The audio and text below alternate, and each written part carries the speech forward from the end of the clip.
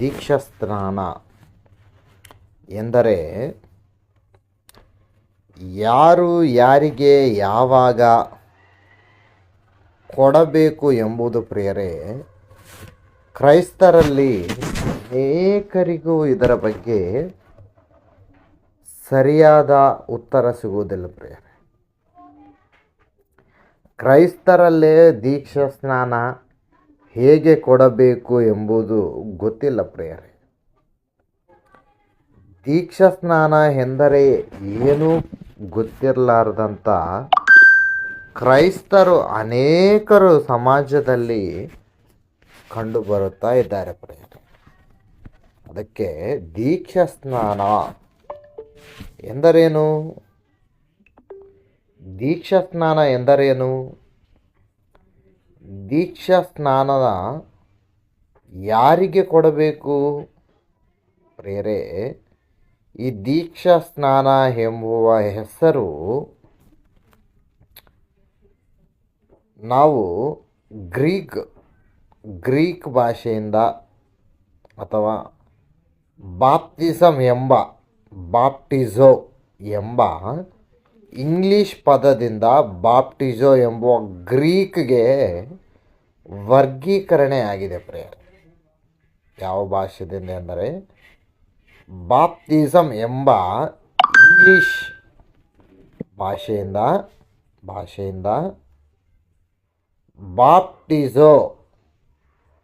ಬಾಪ್ಟಿಸೋ ಎಂಬ ಗ್ರೀಕ್ ಭಾಷೆಗೆ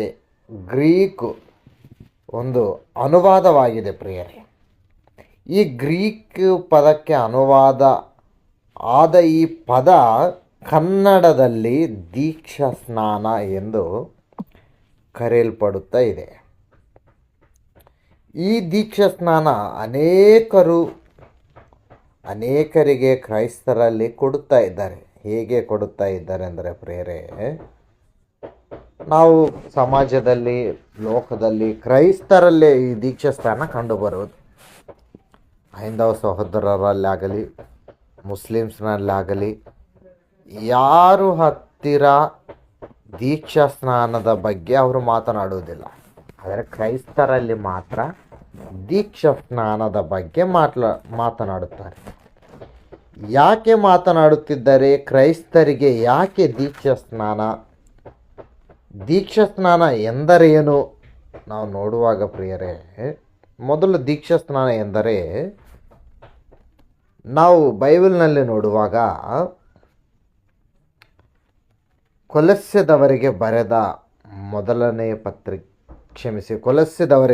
ಪತ್ರಿಕೆ 2ನೇ ಅಧ್ಯಾಯ 12ನೇ ವಚನದಲ್ಲಿ ಕೊಲಸ್ಸೆದವರಿಗೆ ಬರೆದ ಪತ್ರಿಕೆ 2ನೇ ಅಧ್ಯಾಯ 12ನೇ ವಚನದಲ್ಲಿ ನೀವು ದೀಕ್ಷಾಸ್ನಾನದಲ್ಲಿ ಕ್ರಿಸ್ತನೊಂದಿಗೆ ಹೂಣಲ್ಪಟ್ಟಿರುವಾಗ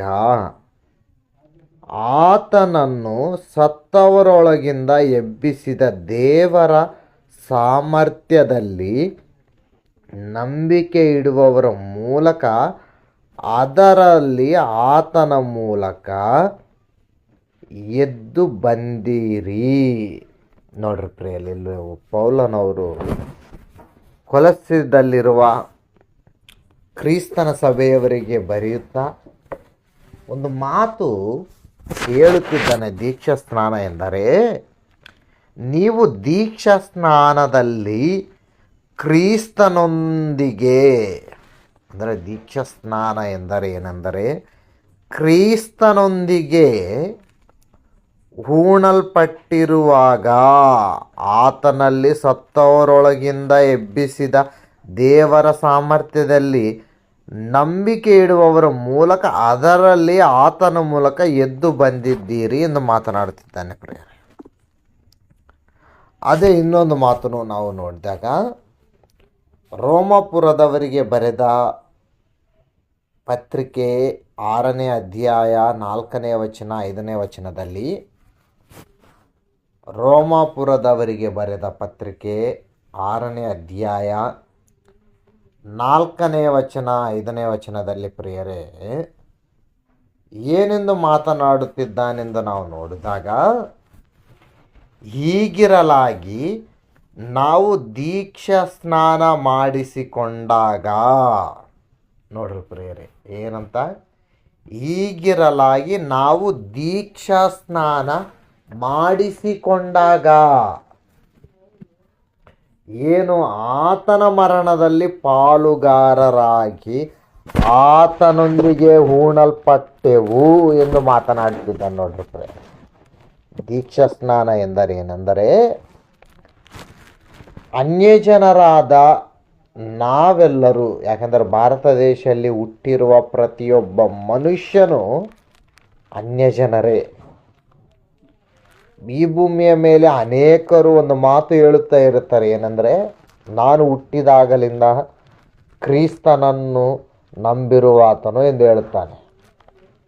ನಾನು ಹುಟ್ಟಿದಾಗಲಿಂದಲೇ ಕ್ರಿಶ್ಚಿಯನ್ ಎಂದು ಹೇಳಿಕೊಳ್ಳುತ್ತಾ ಇರುತ್ತಾರೆ.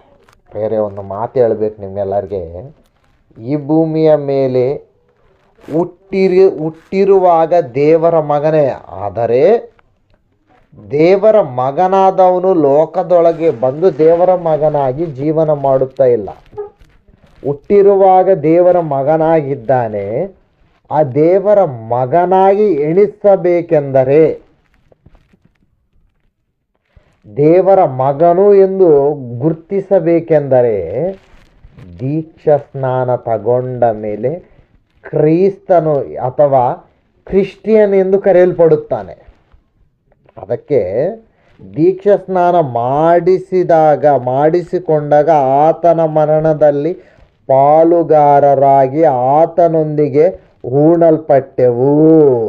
ಆದ್ದರಿಂದ ಕ್ರಿಸ್ತನು ಸತ್ತು ತಂದೆಯ ಮಹಿಮೆಯಿಂದ ಜೀವಿತನಾಗಿ ಎಬ್ಬಿಸಲ್ಪಟ್ಟಂತೆಯೂ ನಾವು ಕೂಡ ಜೀವದಿಂದಿದ್ದೇವೆ ಹೊಸಬರಾಗಿ ನಡೆದುಕೊಳ್ಳಬೇಕು. ಹೇಗೆಂದರೆ, ನಾವು ಆತನ ಮರಣಕ್ಕೆ ಸಾದೃಶ್ಯವಾದ ಮರಣವನ್ನು ಹೊಂದಿ ಆತನಲ್ಲಿ ಐಕ್ಯವಾಗಿದ್ದರೆ ಆತನ ಪುನರುತ್ಥಾನಕ್ಕೆ ಸಾದೃಶ್ಯವಾದ ಪುನರುತ್ಥಾನವನ್ನು ಹೊಂದಿ ಆತನಲ್ಲಿ ಐಕ್ಯವಾಗುವೆವು.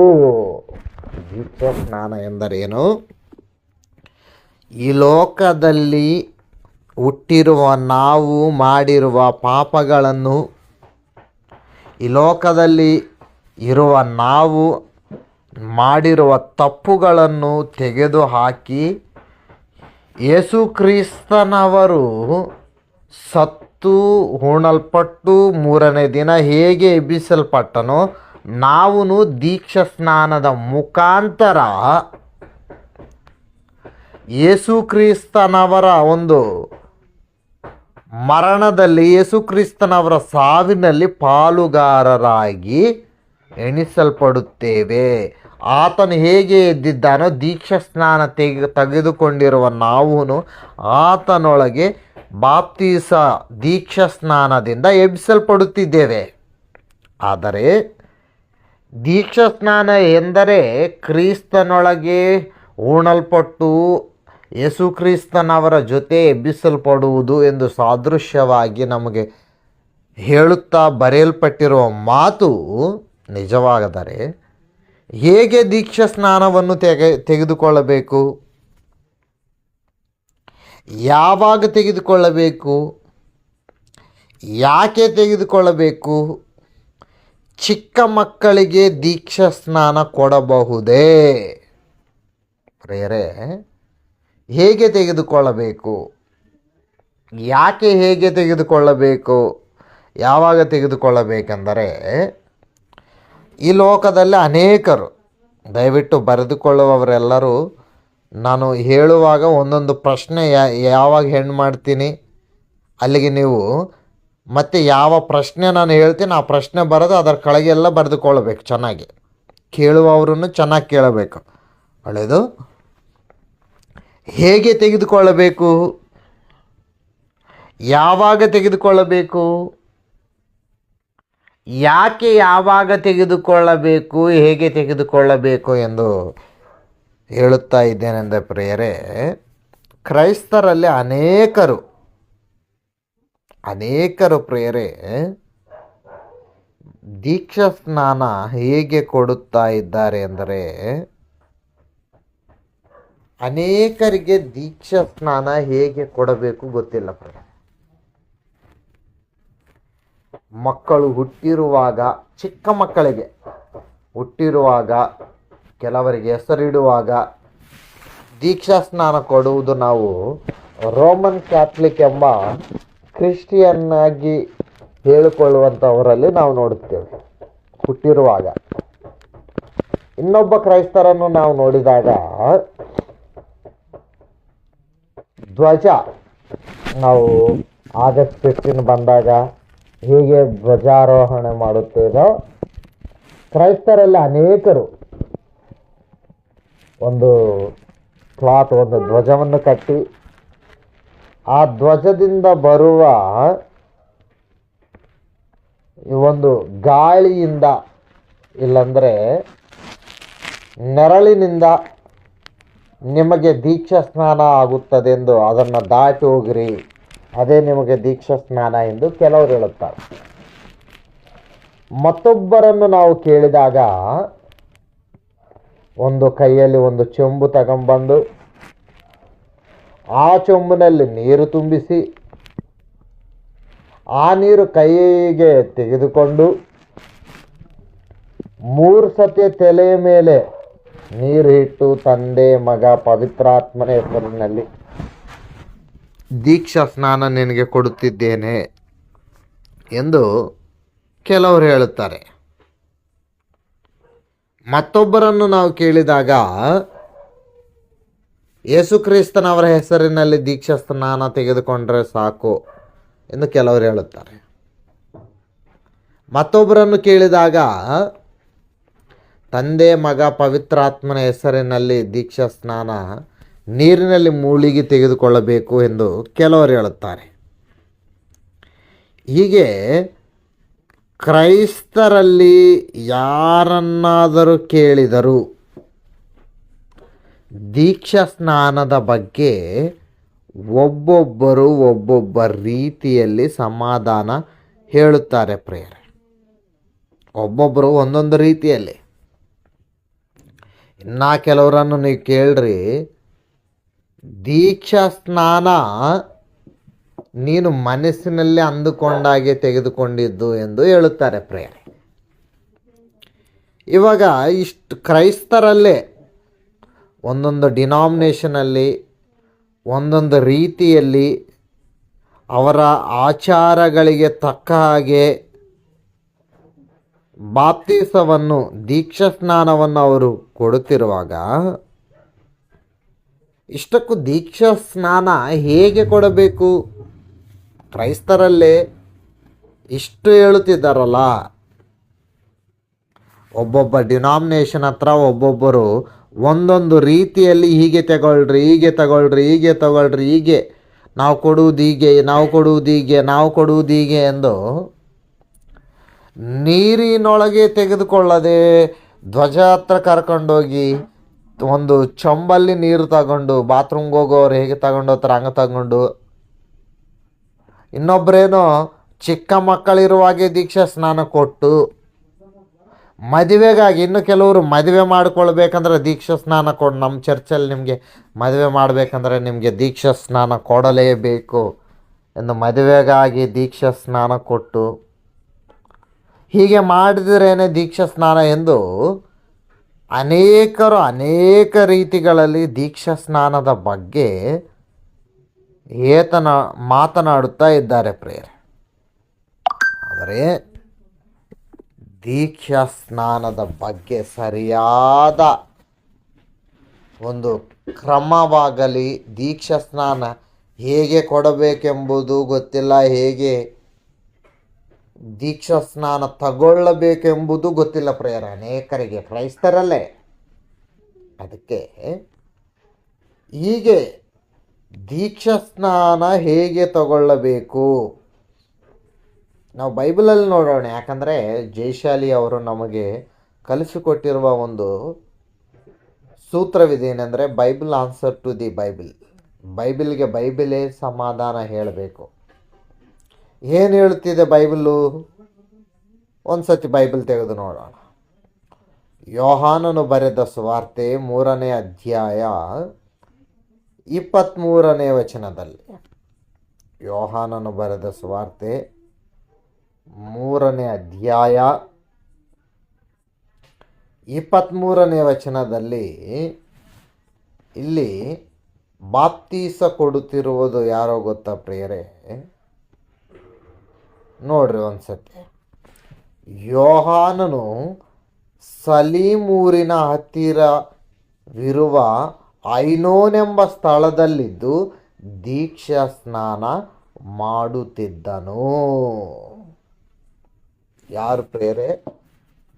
ದೀಕ್ಷಾ ಸ್ನಾನದ ಬಗ್ಗೆ ಮಾತನಾಡುತ್ತಾ ಇದ್ದವರು ಯಾರೋ ಗೊತ್ತಾ ಪ್ರಿಯರಲ್ಲಿ? ದೇವರು ಪರಿಶುದ್ಧಾತ್ಮನ ಪ್ರೇರಣೆಯಿಂದ ಭರಿಸುತ್ತಾ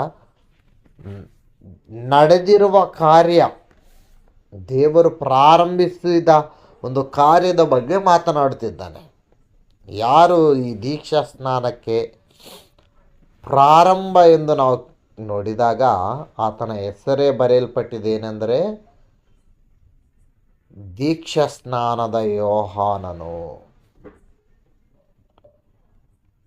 ಕೆಲವು ನಾವು ನೋಡಿದಾಗ ಬಾಪ್ತೀಸ ಮಿಚ್ಚು ಯೋಹಾನು ಎಂದು ಅನೇಕರಿಗೆ, ನಿಮ್ಮೆಲ್ಲರಿಗೂ ಗೊತ್ತದು. ಆತನ ಹೆಸರಲ್ಲೇ ಇದೆ ಏನೆಂದರೆ ದೀಕ್ಷಾ ಸ್ನಾನ ಕೊಟ್ಟಿದ್ದು ಯಾರು ಮೊದಲನೇದಾಗಿ ಎಂದು ನಾವು ನೋಡಿದಾಗ ಯೋಹಾನನವರು ಎಂದು ನಮಗೆಲ್ಲರಿಗೂ ಗೊತ್ತು. ನೋಡ್ರಿ, ಆತನು ದೀಕ್ಷಾ ಸ್ನಾನ ಮಾಡುತ್ತಿದ್ದನು. ಅಲ್ಲಿ ಏನಿತ್ತಂತ ನೋಡ್ರಿ ಪ್ರಿಯರೇ? ಅಲ್ಲಿ ಬಹಳ ನೀರಿತ್ತು. ಏನಿತ್ತಂತ ಪ್ರಿಯರೇ? ನೀರು. ಎಷ್ಟು? ಒಂದು ಚಂಬಲ್ಲಿ ತಗೊಳ್ಳೋಗುವಷ್ಟ, ಇಲ್ಲಾಂದರೆ ಒಂದು ಚಂಬಲ್ಲಾಗಲಿ, ಇಲ್ಲಾಂದರೆ ಇನ್ನೂ ಇರ್ತದೆ. ಏನು ಗೊತ್ತಾ ಪ್ರಿಯರೇ? ಒಂದು ಕೋಲು ತಗೊಂಬಂದು ಅದಕ್ಕೆ ಒಂದು ಜಂಡ ಕಟ್ಟಿ ಅದರಿಂದ ದಾಟಿ ಹೋಗ್ರಿ ಎಂದು ಹೇಳ್ತಿದ್ದಾನೆ ಇಲ್ಲಿ ಯೋಹಾನನವರು. ಇಲ್ಲ ಪ್ರಿಯರೇ, ಯೋಹಾನನವರು ಬಾಪ್ತೀಸವನ್ನು, ದೀಕ್ಷಾ ಸ್ನಾನವನ್ನು ಹೇಗೆ ಕೊಡುತ್ತಾ ಇದ್ದಾರೆ ಅಂದರೆ ಬಹಳ ನೀರಿತ್ತು. ಜನರು ಬಂದು ಸ್ನಾನ ಮಾಡಿಸಿಕೊಳ್ಳುತ್ತಾ ಇದ್ದರು. ನೋಡ್ರಿ ಪ್ರಿಯ, ದೀಕ್ಷಾ ಸ್ನಾನ ಹೇಗೆ ಕೊಡಬೇಕೆಂದರೆ ನೀರಿರಬೇಕು ಬಹಳ. ಒಂದು ಚೊಂಬಲ್ಲಿ ಒಂದು ಕಟ್ಟಿಗೆ ಕಟ್ಟಿ, ಒಂದು ಧ್ವಜವನ್ನು ಕಟ್ಟಿ ಅದನ್ನು ದಾಟೋಗ್ರಿ ನೆರಳಿನಲ್ಲಿ. ಅದೇ ದೀಕ್ಷಾ ಸ್ನಾನ. ಒಂದು ಚೊಂಬು ತಗೊಂಬಂದು ಕೈಯಲ್ಲಿ ನೀರು ಹಾಕಿ, ತಲೆ ಮೇಲೆ ಏನು ಒಂದು ಮೇಕೆಯನ್ನು ಕತ್ತರಿಸುವಾಗ ಬಾಯಲ್ಲಿ ನೀರು ಹಾಕ್ತಾರಲ್ಲ, ಹಂಗೆ ತಲೆ ಮೇಲೆ ನೀರು ಹಾಕಿದೆ ದೀಕ್ಷಾ ಸ್ನಾನ ಹೋಗು ಅಂದರೆ ಅದಲ್ಲ ಪ್ರಿಯರೇ. ದೀಕ್ಷಾ ಸ್ನಾನ ತಗೊಳ್ಳುವಾಗ ಯೇಸು ಕ್ರಿಸ್ತನವರು ಹೇಗೆ ಸಮಾಧಿ ಒಳಗೆ ಹೂಣಲ್ಪಟ್ಟಿದ್ದಾನೋ, ನಾವು ದೀಕ್ಷಾ ಸ್ನಾನ ತಗೊಳ್ಳುವಾಗ ನೀರಿನಲ್ಲಿ ಸಮಾಧಿಯಾಗಬೇಕು. ತುಂಬ ನೀರಿರಬೇಕಲ್ಲಿ. ಇನ್ನೊಂದು ಮಾತು ನೋಡ್ರಲ್ಲಿ, ಅಪೊಸ್ತಲರ ಕೃತ್ಯಗಳು 8ನೇ ಅಧ್ಯಾಯ 36ನೇ ವಚನ 38ನೇ ವಚನದಲ್ಲಿ ಇಲ್ಲಿ ನಿಮ್ಮೆಲ್ಲರಿಗೂ ಗೊತ್ತು, ದಾರಿಯಲ್ಲಿ ಹೋಗುವಾಗ ನಡೆಯುವ ಒಂದು ಕಾರ್ಯಕ್ರಮ.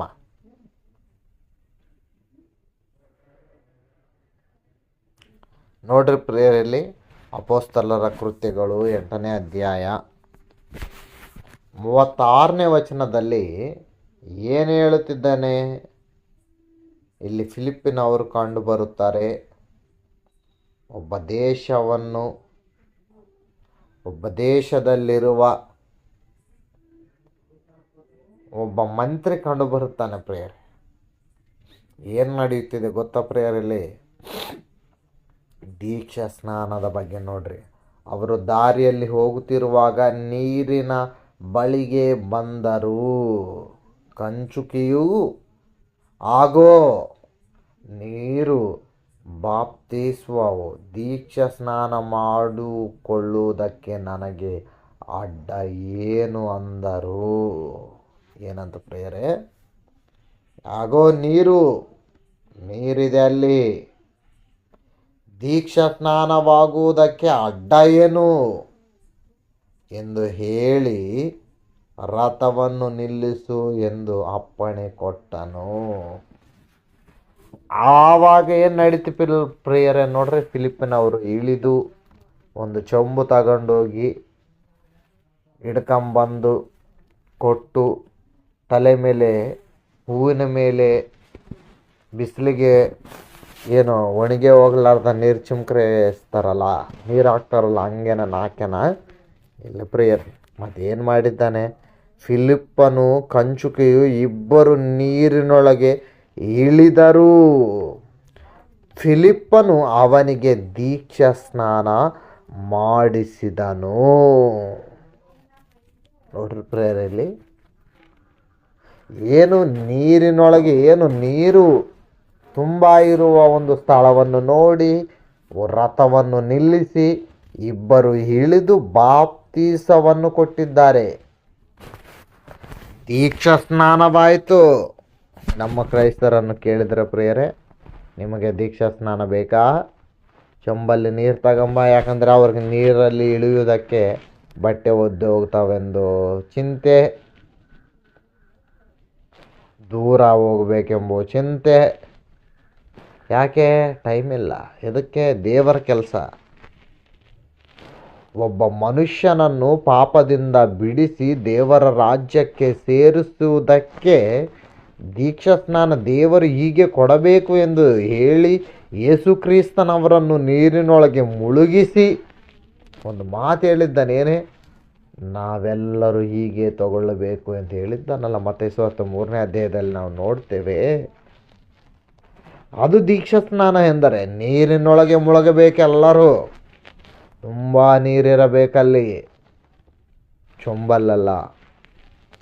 ಮತ್ತು ನೀರಿನೊಳಗೆ ತೆಗೆದುಕೊಳ್ಳಬೇಕು ಎಂದರೆ ದೀಕ್ಷಾ ಸ್ನಾನ ಯಾವಾಗ ತೆಗೆದುಕೊಳ್ಳಬೇಕು? ಇವಾಗ ನೀರಿನೊಳಗೆ ತೆಗೆದುಕೊಳ್ಳಬೇಕು.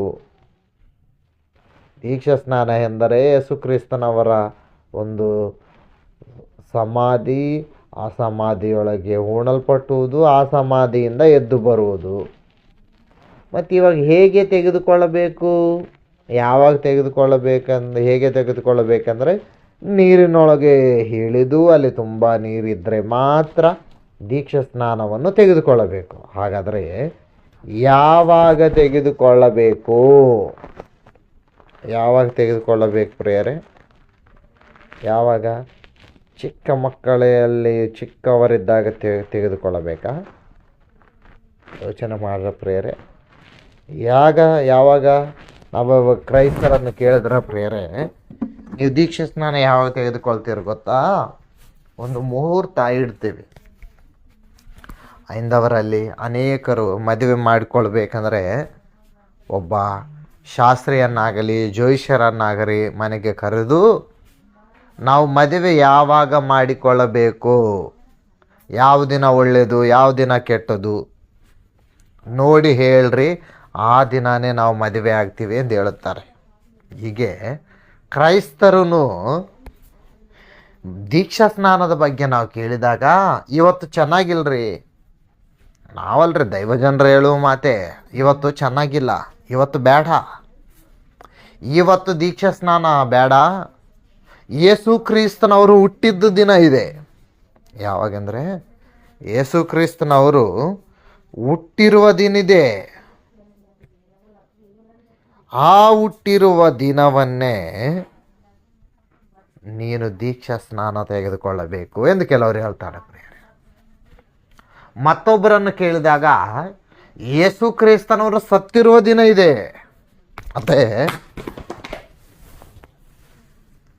ಅದೇ ಶುಭ ಶುಕ್ರವಾರ. ಯಾಕಂದರೆ ಯೇಸು ಕ್ರಿಸ್ತನವರು ಸತ್ತಿರುವ ದಿನ ಶುಭ ಶುಕ್ರವಾರ. ಆವತ್ತೇ ನೀನು ದೀಕ್ಷಾ ಸ್ನಾನವನ್ನು ತೆಗೆದುಕೊಳ್ಳಬೇಕು ಎಂದು ಕೆಲವರು ಹೇಳ್ತಾರೆ. ಇನ್ನು ಕೆಲವರನ್ನು ಕೇಳಿದಾಗ ಯೇಸು ಕ್ರಿಸ್ತನವರು ಹುಟ್ಟಿದ್ದು ದಿನ ಬೇಡ, ಯೇಸು ಕ್ರಿಸ್ತನವರು ಸತ್ತಿರುವ ದಿನ ಬೇಡ, ಯೇಸು ಕ್ರಿಸ್ತನವರು ಎದ್ದಿರುವ ದಿನ ತಗೋ. ಯಾಕೆಂದರೆ ನೋಡ್ರಿ ಪ್ರಿಯರೇ, ಮುಹೂರ್ತ, ಟೈಮು, ಈ ದಿನ ಒಳ್ಳೆಯದು, ಈ ದಿನ ಕೆಟ್ಟದ್ದು, ಈ ದಿನ ದೀಕ್ಷಾ ಸ್ನಾನ ತೆಗೆದುಕೊಳ್ಳಬೇಕು, ಈ ದಿನ ಬೇಡ ಎಂದು ಪ್ರಿಯರೇ, ಈ ದೀಕ್ಷಾ ಸ್ನಾನದ ಬಗ್ಗೆನೂ ಕ್ರೈಸ್ತರಲ್ಲಿ ಅನೇಕರು ಏನು ಮಾಡುತ್ತಾ ಇದ್ದಾರೆ ಪ್ರಿಯರೇ, ದೀಕ್ಷಾ ಸ್ನಾನ ತೆಗೆದುಕೊಳ್ಳಬೇಕೆಂದರೆ ಒಂದು ಟೈಮ್ ಇದೆ, ಯಾವಾಗ ಬೇಕಂದ್ರೆ ಅವಾಗ ನಾವು ಕೊಡಲ್ಲ, ಆ ಟೈಮಲ್ಲೇ ನಾವು ದೀಕ್ಷಾ ಸ್ನಾನ ಕೊಡುವುದು. ನೀನು ಕೇಳಿದಾಗ ಕೊಡುವುದಿಲ್ಲ ನೋಡ್ರಿ ಪ್ರಿಯರೇ. ಮತ್ತು ಇವಾಗ ದೀಕ್ಷಾ ಸ್ನಾನ ತೆಗೆದುಕೊಳ್ಳುವುದಕ್ಕೆ, ಇಲ್ಲಾಂದರೆ ದೀಕ್ಷಾ ಸ್ನಾನ ಕೊಡುವುದಕ್ಕೆ ಏನನ್ನ ಮುಹೂರ್ತವಾಗಲಿ ಟೈಮ್ ಆಗಲಿ, ಇದು ಒಳ್ಳೆಯದು ಇದು ಕೆಟ್ಟದ್ದು ಎಂದು ತೆಗೆದುಕೊಳ್ಳಬೇಕಾ ಪ್ರಿಯರೇ? ನೋಡ್ರಿ, ಹಾಗೇನಂತ ದೇವರು ಹೇಳಿದ್ದಾನ? ಯಾಕಂದರೆ ಅನೇಕರು ಈ ದಿನದಲ್ಲೇ ತೆಗೆದುಕೊಳ್ಳಬೇಕು ಎಂದು ಹೇಳ್ತಾರೆ. ಆದರೆ ಪ್ರಿಯರೇ, ಪೌಲನವರು ದೀಕ್ಷಾ ಸ್ನಾನದ ಬಗ್ಗೆ ಯಾವಾಗ ತೆಗೆದುಕೊಳ್ಳಬೇಕು, ಯಾವಾಗ ಕೊಟ್ಟಿದ್ದಾರೆ ಬೈಬಲಲ್ಲಿ. ಯಾಕಂದರೆ ಒಳ್ಳೆಯದು ಕೆಟ್ಟದ್ದು ನೋಡಿ, ಎದ್ದಿರುವ ದಿನ, ಹುಟ್ಟಿರುವ ದಿನ, ಭಾನುವಾರ ದಿನ ಎಂದು ನೋಡಿ ದೀಕ್ಷಾ ಸ್ನಾನವನ್ನು ಕೊಟ್ಟಿದ್ದಾರಾ? ಇಲ್ಲ ಎಂದರೆ ಯಾವಾಗ ಕೊಟ್ಟಿದ್ದಾರೋ ಬೈಬಲಲ್ಲಿ ನೋಡೋಣ ಪ್ರಿಯರೇ.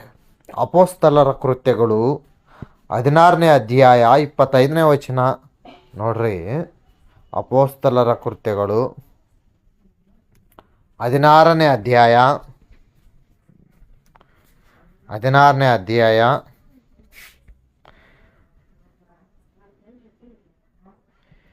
26ನೇ ವಚನದಲ್ಲಿ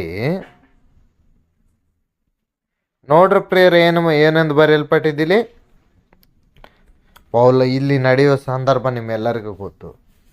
ಪೌಲನವರು ವಾಕ್ಯ ಹೇಳುವಾಗ ಅಲ್ಲಿರುವ ಊರಿನ ಜನರು ನೀನು ವಾಕ್ಯ ಹೇಳಬಾರದು ಎಂದು ಪೌಲನವರನ್ನು, ಸೀಲನವರನ್ನು ಕರ್ಕೊಂಡೋಗಿ ಜೈಲಿಗೆ ಹಾಕಿದಾಗ, ಜೈಲಲ್ಲಿರುವ ಪೌಲನವರು ಏನು ಮಾಡುತ್ತಿದ್ದಾರೆ ನೋಡ್ರಿ ಪ್ರಿಯರೇ. 25ನೇ ವಚನ. ಮಧ್ಯರಾತ್ರಿಯಲ್ಲಿ ಪೌಲನು ಸೀಲನು ಪ್ರಾರ್ಥನೆ ಮಾಡಿದವರಾಗಿ ದೇವರಿಗೆ ಸ್ತುತಿ ಪದಗಳನ್ನು ಹಾಡುತ್ತಿದ್ದರು. ಸೆರೆಯಲ್ಲಿದ್ದವರು ಅವುಗಳನ್ನು ಕೇಳುತ್ತಿದ್ದರು. ಆಗ ಅಕಸ್ಮಾತ್ತಾಗಿ ಮಹಾಭೂಕಂಪ ಉಂಟಾಯಿತು.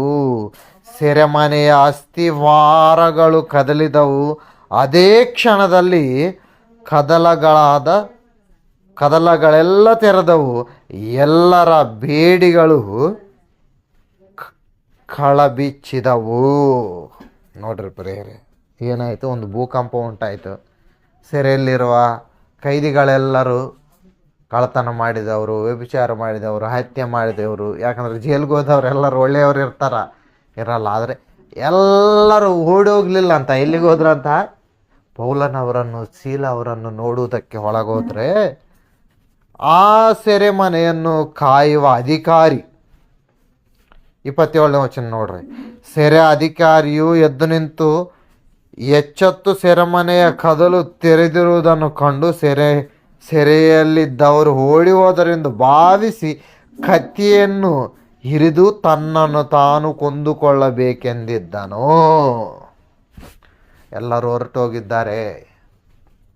ನನ್ನ ಉದ್ಯೋಗ ಹೋಗುತ್ತದೆ, ನನಗೆ ಶಿಕ್ಷೆ ಹಾಕುತ್ತಾರೆ, ಅವರು ನನ್ನನ್ನು ಸಾಯಿಸುತ್ತಾರೆ ಎಂದು ಆತನ ನಿರ್ಧಾರ ಏನು ತಗೊಂಡಿದ್ದಾನೆ ಗೊತ್ತಾ ಪ್ರೇರೆ? ಸತ್ತು ಹೋಗಬೇಕು ಎಂದು ತನ್ನ ಕತ್ತಿಯನ್ನು ತಗೊಂಡು ತನ್ನನ್ನು ತಾನು ಕೊಂದುಕೊಳ್ಳಬೇಕೆಂದಿದ್ದನು. ಆಗ ಪೌಲನವರು ಏನು ಹೇಳುತ್ತಾನೆ ನೋಡ್ರಿ ಪ್ರೇರೆ. ಆದರೆ ಪೌಲನು ಮಹಾಧ್ವನಿಯಿಂದ ಕೂಗಿ ಅವನಿಗೆ, ನೀನೇನು ಕಂಡು ಕೇಡು ಮಾಡಿಕೊಳ್ಳಬೇಡ, ನಾವೆಲ್ಲರೂ ಇಲ್ಲೇ ಇದ್ದೀವಿ ಎಂದು ಹೇಳಿದನು. ಅವಾಗ 33ನೇ ವಚನ ನೋಡ್ರಿ ಪ್ರೇರೆ. ಆಮೇಲೆ ಅವನು ರಾತ್ರಿಯ ಅದೇ ಗಳಿಗೆಯಲ್ಲಿ ಅವರನ್ನು ಕರಕೊಂಡು ಹೋಗಿ ಅವರ ಗಾಯಗಳನ್ನು ತೊಳೆದು ಕೂಡಲೇ ತಾನು ತನ್ನವರೆಲ್ಲರ ಸಹಿತವಾಗಿ ಏನಂತ ಪ್ರೇರೆ? ಯಾವಾಗ? ರಾತ್ರಿ ಮುಂಜಾನೆ ಒಳ್ಳೆ ಟೈಮ, ಹುಟ್ಟಿರುವ ಟೈಮ, ಸತ್ತಿರುವ ಟೈಮ, ಎದ್ದಿರುವ ಟೈಮ, ಯಾವ ಟೈಮಲ್ಲಂತ? ರಾತ್ರಿಯ ಗಳಿಗೆಯಲ್ಲಿ. ದೀಕ್ಷಾ ಸ್ನಾನನ್ನು ತೆಗೆದುಕೊಳ್ಬೇಕಂದ್ರೆ ನೀನು ಒಬ್ಬ ಅಧಿಕಾರಿ ಅಲ್ಲ, ಒಳ್ಳೆ ದಿನ ಯಾವುದು ನೋಡಿ ಬಾಪ, ಆವತ್ತೇ ನಾನು ನಿನಗೆ ದೀಕ್ಷಾ ಸ್ನಾನ ಕೊಡ್ತೀನಿ ಅಂತ ಹೇಳಿಲ್ಲ ಪೌಲನವರು. ಏನು ಮಾತನಾಡ್ತಿದ್ದಾರೆ ಇಲ್ಲಿ? ರಾತ್ರಿಯ ಗಳಿಗೆಯಲ್ಲಿ ಕೊಟ್ಟಿದ್ದಾರಂತ ನೋಡ್ರಿ ಪ್ರೇರೆ. ಕೂಡಲೇ ತಾನು ತನ್ನವರೆಲ್ಲರ ಸಹಿತವಾಗಿ ದೀಕ್ಷಾ ಸ್ನಾನ ಮಾಡಿಸಿಕೊಂಡನು. ರಾತ್ರಿ, ಮುಂಜಾನಲ್ಲ, ಮುಂಜಾನೆ ನಡೆದಿರೋ ಕಾರ್ಯವಲ್ಲ. ಇವಾಗ ಹೇಳ್ರಿ ಪ್ರೇರ, ದೀಕ್ಷಾ ಸ್ನಾನ ಯಾವಾಗ ತಗೊಳ್ಬೇಕು? ನಾವು ಯಾವಾಗ ತಗೊಳ್ಬೇಕ್ರಿ? ಟೈಮು, ಜೋಷ್ಯರು ಎಲ್ಲರೂ ಒಳ್ಳೆ ದಿನ ಕೆಟ್ಟ ದಿನ ನೋಡ್ಬೇಕಾ? ಅದೇನಿಲ್ಲ ಪ್ರಿಯರೇ. ರಾತ್ರಿ ಆಗಲಿ ಮುಂಜಾನಾಗಲಿ ಯಾವಾಗಾದರೂ ಒಬ್ಬ ಲೋಕದಲ್ಲಿರುವ ಒಬ್ಬ ಪಾಪದಿಂದ ಬಿಡಿಸಲು, ಪಾಪಿಗಳನ್ನು ದೇವರ ರಾಜ್ಯಕ್ಕೆ ಸೇರಿಸುವುದಕ್ಕಾಗಿ ಯಾವಾಗಾದರೂ ದೀಕ್ಷಾ ಸ್ನಾನ ಕೊಡಲೇಬೇಕು.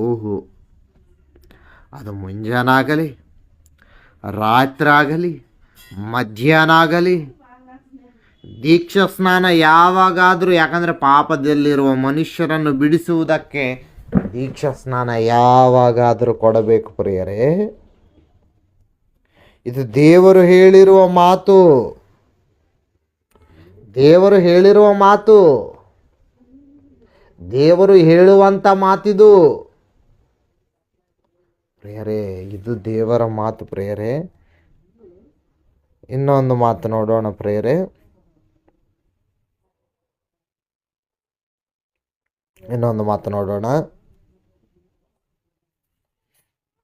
ಅಪೊಸ್ತಲರ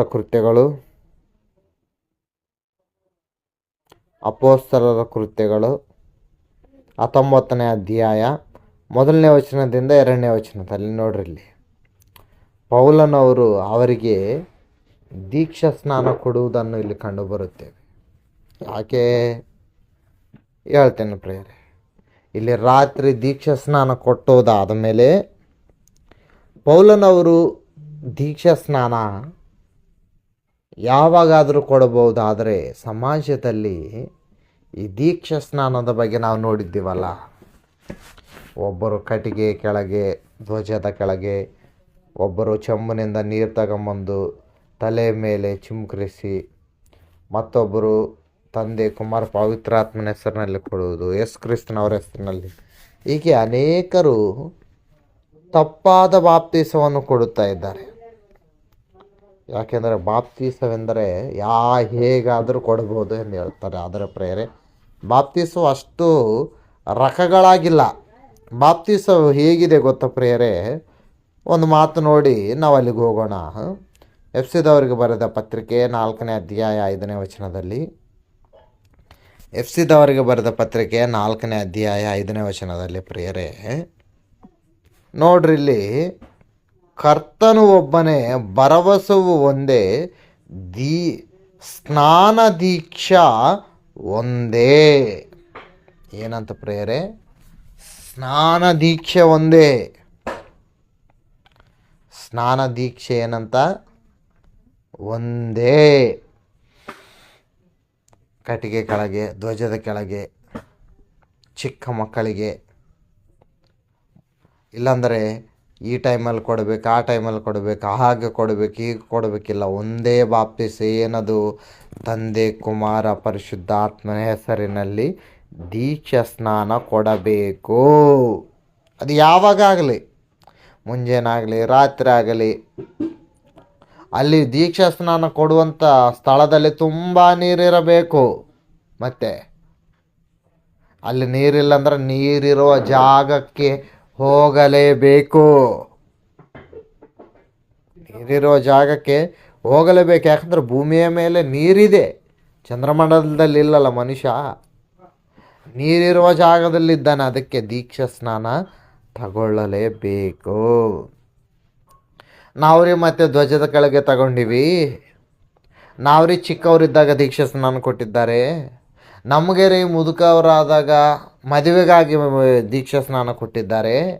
ನಮಗೆ ರೀ ಮತ್ತು ಅದೇನೋ ಹೆಸರಿಡುವಾಗ ದೀಕ್ಷಾ ಸ್ನಾನ ಕೊಟ್ಟಿದ್ದಾರೆ ಅಂದರೆ ಪ್ರೇರೆ ಅಪೊಸ್ತಲ ಕೃತ್ಯಗಳು 19ನೇ ಅಧ್ಯಾಯ 1ನೇ ವಚನದಿಂದ 5ನೇ ವಚನದಲ್ಲಿ ಇಲ್ಲಿ ಪೌಲನವರು ಮಾರು ಮನಸ್ಸು ಎಂಬ ದೀಕ್ಷಾ ಸ್ನಾನವನ್ನು ತಗೊಂಡಿರುವ FC ಪಟ್ಟಣದಲ್ಲಿರುವ ಕೆಲವರ ಕ್ರೈಸ್ತರಿಗೆ ಮತ್ತೆ 2ನೇ ಸತಿ ದೀಕ್ಷಾ ಸ್ನಾನವನ್ನು ಕೊಡುವುದನ್ನು ನಮ್ಮ ಇಲ್ಲಿಗೆ ಕಂಡುಬರುತ್ತದೆ. ಅಂದರೆ ನಾವು ಯಾವಾಗಾದರೂ ತಪ್ಪಾದ ದೀಕ್ಷಾ ಸ್ನಾನವನ್ನು ತೆಗೆದುಕೊಂಡರೆ ಆವಾಗ ನಾವು 2ನೇ ಸತಿ ಅಲ್ಲ 99ನೇ ಸತಿ ನಾವು ತಪ್ಪಾದ ದೀಕ್ಷಾ ಸ್ನಾನ ತೆಗೆದುಕೊಂಡ್ರೂ 100ನೇ ಸತಿ ಮತ್ತೆ ಸರಿಯಾದ ದೀಕ್ಷಾ ಸ್ನಾನ ತಗೊಳ್ಳಲೇಬೇಕು. ಮೊದಲು ಹಂಗೆ ತಗೊಂಡೇನ್ರಿ ಆಯ್ತಲ್ಲ ಅಂದ್ರೆ ಇಲ್ಲ ಪ್ರಿಯರೇ, ಕ್ರೈಸ್ತರಾಗುವುದಿಲ್ಲ. ನೀವು ಕ್ರೈಸ್ತರಾಗಬೇಕೆಂದರೆ ಸರಿಯಾದ ದೀಕ್ಷಾ ಸ್ನಾನವನ್ನು ತೆಗೆದುಕೊಳ್ಳಲೇಬೇಕು. 2ನೇ ಸತಿ ಆಗಲಿ 3ನೇ ಸತಿ ಆಗಲಿ ತಗೊಳ್ಕೊಳ್ಳೋದ್ರಲ್ಲಿ ತಪ್ಪಿಲ್ಲ ಪ್ರಿಯರೇ. ಅದಕ್ಕೆ ದೀಕ್ಷಾ ಸ್ನಾನ ತಪ್ಪಾಗಿ ತೆಗೆದುಕೊಂಡಿರುವವರೇ ಯಾರಾಗಲಿ ಮತ್ತೆ ತೆಗೆದುಕೊಳ್ಳಬಹುದು. ಪೌಲನವರು ಮತ್ತೆ ಕೊಟ್ಟಿದ್ದಾರೆ. ಇನ್ನು ಕಡೆ ಪ್ರಶ್ನೆ ಪ್ರಿಯರೇ, ಚಿಕ್ಕ ಮಕ್ಕಳಿಗೆ ದೀಕ್ಷಾ ಸ್ನಾನ ಕೊಡಬಹುದು. ಚಿಕ್ಕ ಮಕ್ಕಳಿಗೆ ದೀಕ್ಷಾ ಸ್ನಾನ ಕೊಡಬಹುದಾ ಪ್ರಿಯರೇ? ದೀಕ್ಷಾ ಸ್ನಾನ ಎಂದರೆ ಏನು ಗೊತ್ತಾಯಿತು ನಮಗೆ. ದೀಕ್ಷಾ ಸ್ನಾನ ಹೇಗೆ ತಗೊಳ್ಕೊಳ್ಬೇಕಂದ್ರೆ ತುಂಬ ನೀರು ಇರಬೇಕೆಂಬುದು ಗೊತ್ತಾಯಿತು. ಯಾವಾಗ ತೆಗೆದುಕೊಳ್ಳಬೇಕಂದ್ರೆ ಯಾವಾಗಾದರೂ ಕೊಡಬೇಕು ನಾವು ದೀಕ್ಷಾ ಸ್ನಾನ ಬೇಕೆಂದವರಿಗೆ. ಮತ್ತು ದೀಕ್ಷಾ ಸ್ನಾನಗಳಲ್ಲಿ ರಕಗಳಿದ್ದಾವೆ, ಇಲ್ಲ ಒಂದೇ ದೀಕ್ಷಾ ಸ್ನಾನ ಇದೆ ಎಂದು ನಾವು ನೋಡಿದ್ದೇವೆ. ಮತ್ತು ಇವಾಗ ದೀಕ್ಷಾ ಸ್ನಾನ ಯಾವ ಚಿಕ್ಕ ಮಕ್ಕಳಿಗೆ ಕೊಡಬಹುದಾ? ಚಿಕ್ಕವರಿದ್ದಾಗ ದೀಕ್ಷಾ ಸ್ನಾನ ಕೊಡಬಹುದಾ ಪ್ರಿಯರೇ? ಯೋಚನೆ ಮಾಡಿರಿ. ಚಿಕ್ಕವರಿದ್ದಾಗ ಯಾಕಂದರೆ ಅನೇಕರಿಗೆ ನಾವು ಹೆಚ್ಚಾಗಿ ಕ್ರೈಸ್ತರಲ್ಲಿ ಲೂಥರನ್ ಅವ್ರು ನಿಮ್ಗೆ ಗೊತ್ತಲ್ಲ ಪ್ರಿಯರೇ, ಈ ಲೂಥರನ್ ಎಂಬವರಲ್ಲಾಗಲಿ ಆಮೇಲೆ ರೋಮನ್ ಕ್ಯಾಥಲಿಕ್ ಎಂಬ ಡಿನಾಮಿನೇಷನಲ್ಲಾಗಲಿ ಹುಟ್ಟಿರುವಂಥ ಚಿಕ್ಕ ಮಕ್ಕಳಿಗೆ ದೀಕ್ಷಾ ಸ್ನಾನ ಕೊಡುವ ವಿಡಿಯೋಗಳು ಅನೇಕ ಇದೆ ಪ್ರಿಯರೇ. ಅನೇಕ ವಿಡಿಯೋಗಳಿದ್ದಾವೆ. ನೀವು ಯೂಟ್ಯೂಬಲ್ಲಿ ನೋಡ್ರಿ, ಫೇಸ್ಬುಕ್ಕಲ್ಲಿ ನೋಡ್ರಿ. ಚಿಕ್ಕ ಮಕ್ಕಳ ಒಂದು ಬ್ಯಾಪ್ಟಿಸೋ ಎಂದು ಹೆಸರು ಹೊಡೆದ್ರೆ ಅನೇಕ ವಿಡಿಯೋಗಳು ಬರ್ತವೆ. ಅದರಲ್ಲಿ ಫಸ್ಟ್ ಪ್ಲೇಸಲ್ಲಿ ಕಂಡುಬರುವುದು ಯಾವುದು ಅಂದರೆ ರೋಮನ್ ಕ್ಯಾಥಲಿಕ್. ಇಂಡಿಯಾದಲ್ಲಿ ಅಲ್ಲ, ಪ್ರಪಂಚದಲ್ಲಿ ಅನೇಕರಿಗೆ ಇವರು ದೀಕ್ಷಾ ಸ್ನಾನ ಹೀಗೆ ಕೊಡುತ್ತಾರೆ ಪ್ರಿಯರೇ. ಮತ್ತು ಚಿಕ್ಕ ಮಕ್ಕಳಿಗೆ ಅವರು ಕೊಡುವುದು ನಿಜವಾ? ದೊಡ್ಡ ಡಿನಾಮಿನೇಷನ್ ನಿಜ ಎಂದು ಹೇಳಬೇಕಂದ್ರೆ ಇಲ್ಲ ಪ್ರಿಯರೇ. ಬೈಬಲ್ ಹೇಳುವುದು ಸತ್ಯ. ಮತ್ತು ಬೈಬಲ್ ಏನು ಹೇಳುತ್ತಿದೆ ನೋಡೋಣ. ದೀಕ್ಷಾ ಸ್ನಾನ ಯಾರಿಗೆ ಕೊಡಬೇಕು? ದೀಕ್ಷಾ ಸ್ನಾನ ಯಾರಿಗೆ? ಒಂದು ಮಾತು ಬೈಬಲಲ್ಲಿ ನೋಡೋಣ. ಪೇತ್ರನು ಬರೆದ ಮೊದಲನೇ ಪತ್ರಿಕೆ 2ನೇ ಅಧ್ಯಾಯ 1ನೇ ವಚನ 3ನೇ ವಚನ. ಪೇತ್ರನು ಬರೆದ ಮೊದಲನೇ ಪತ್ರಿಕೆ 2ನೇ ಅಧ್ಯಾಯ 1ನೇ ವಚನದಿಂದ 3ನೇ ವಚನ ತನಕ ನಾವು ನೋಡಿದಾಗ, ಆದ ಕಾರಣ ಎಲ್ಲ ಕೆಟ್ಟತನವನ್ನು, ಎಲ್ಲ ವಂಚನೆಯನ್ನು, ಕಪಟವನ್ನು, ಹೊಟ್ಟೆ ಕಿಚ್ಚನ್ನು, ಎಲ್ಲ ತರಹದ ನಿಂದೆಯನ್ನು ವಿಸರ್ಜಿಸಿ.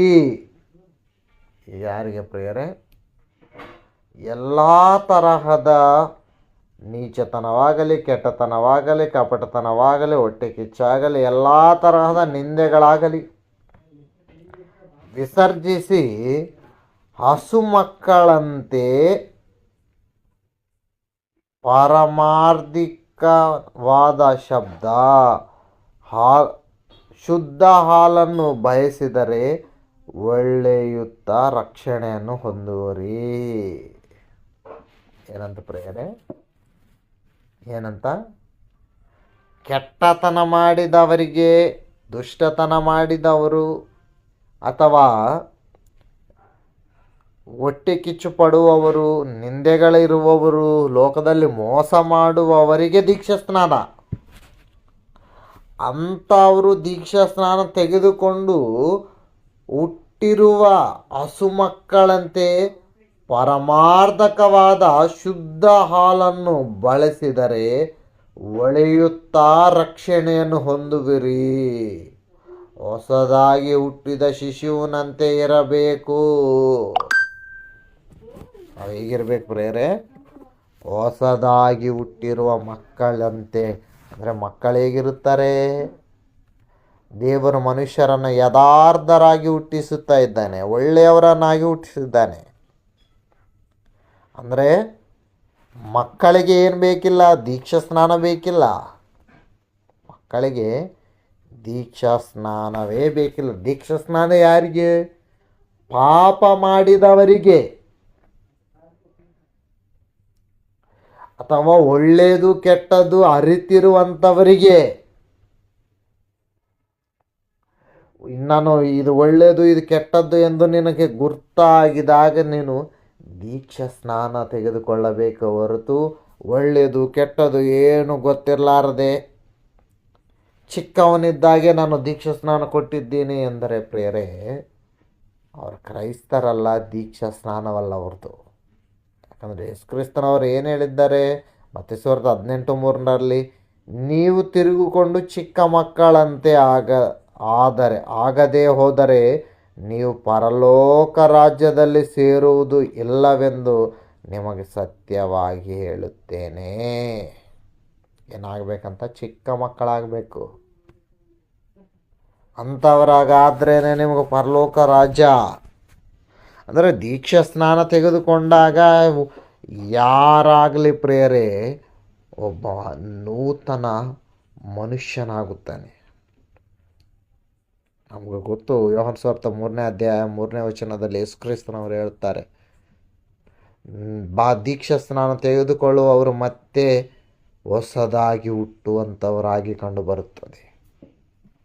ಚಿಕ್ಕ ಮಕ್ಕಳಾಗಿರುತ್ತಾರೆ. ಯೇಸು ಕ್ರಿಸ್ತನವರು ಹೇಳಿದ್ದನು ಅವರ ಬಗ್ಗೆ. ನಾವು ಅಂಥವರೇ ಆಗಬೇಕು ಪ್ರೇರೆ. ಮತ್ತೇನು ಬರೆದ ಸುವಾರ್ತೆ 19:3 13 ನೋಡ್ರಿ. ಮತ್ತೇನು ಬರೆದ ಸುವಾರ್ತೆ 19:13 ಆಗ ಕೆಲವರು ತಮ್ಮ ಚಿಕ್ಕ ಮಕ್ಕಳನ್ನು ಯೇಸುವಿನ ಬಳಿಗೆ ತಂದು ಆತನು ಅವುಗಳ ಮೇಲೆ ಕೈಯಿಟ್ಟು ಪ್ರಾರ್ಥನೆ ಮಾಡಬೇಕೆಂದು ಕೇಳಲು ಶಿಷ್ಯರು ಅವರನ್ನು ಗದರಿಸಿದರು. ಆದರೆ ಯೇಸು, ಚಿಕ್ಕ ಮಕ್ಕಳನ್ನು ಬಿಡಿರಿ, ನನ್ನ ಹತ್ತಿರ ಬರುವುದಕ್ಕೆ ಅವುಗಳಿಗೆ ಅಡ್ಡ ಮಾಡಬೇಡಿರಿ, ಪರಲೋಕ ರಾಜ್ಯವು ಇಂಥವರದೆಂದು ಹೇಳಿದನು.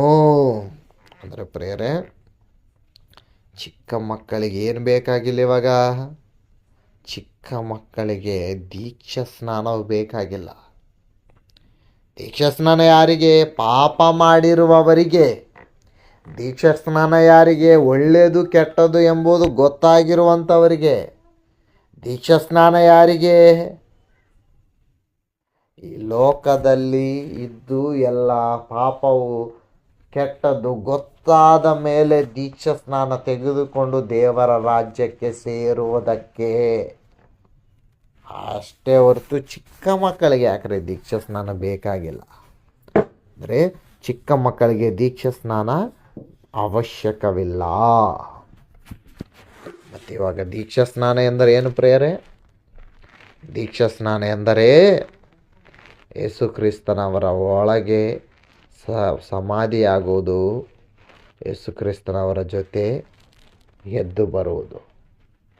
ದೀಕ್ಷಾ ಸ್ನಾನ ಹೇಗೆ ತೆಗೆದುಕೊಳ್ಳಬೇಕೆಂದರೆ ತಂದೆ, ಕುಮಾರ, ಪರಿಶುದ್ಧಾತ್ಮನವರ ಹೆಸರಿನಲ್ಲಿ ತೆಗೆದುಕೊಳ್ಳಬೇಕೆಂಬುದು ಆಜ್ಞೆ. ಮಾರ್ಕ್ಸ್ ವಾರ್ತೆ 16ನೇ ಅಧ್ಯಾಯ ಕಡೆ ಮಾತುಗಳಲ್ಲಿ 20ನೇ ಮಾತಿನಲ್ಲಿ ಹೇಳ್ತಾರೆ ಪ್ರೇರೆ, ತಂದೆ ಮಗನ ಹೆಸರಿನಲ್ಲಿ ಎಲ್ಲರಿಗೆ ಬಾಪ್ತಿಸ್ ಕೊಡಬೇಕಂತ.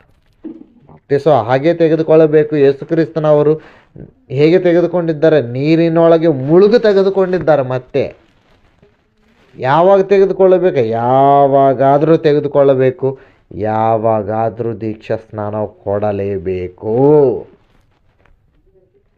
ಚಿಕ್ಕ ಮಕ್ಕಳಿಗೆ ದೀಕ್ಷಾ ಸ್ನಾನ ಅವಶ್ಯಕವೇ ಇಲ್ಲ. ಇದು ಪ್ರೇರೆ ದೀಕ್ಷಾ ಸ್ನಾನ ಎಂದರೆ ಪಾಠದ ಒಂದು ಅರ್ಥ. ಎಲ್ಲರಿಗೂ ವಂದನೆಗಳು. ಅರ್ಥ ಆಯ್ತಾ?